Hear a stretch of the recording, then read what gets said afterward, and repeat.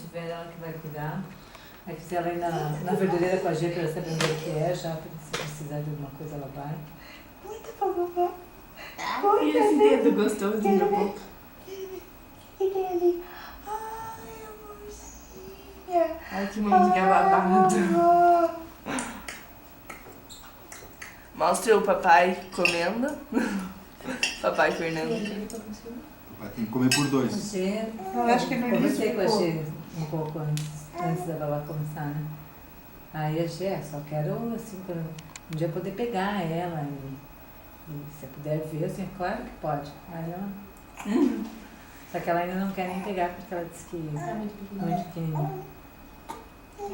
Fiquem espertos. Mas eu achei engraçado porque a babá não tem medo, sabe? Isso. Então a gente faz tudo a quatro mãos, uma vai trocando ainda porque é frio, né? Então uma vai trocando uma blusa, outra calça, outra não sei o quê. Gente que dá banho, né?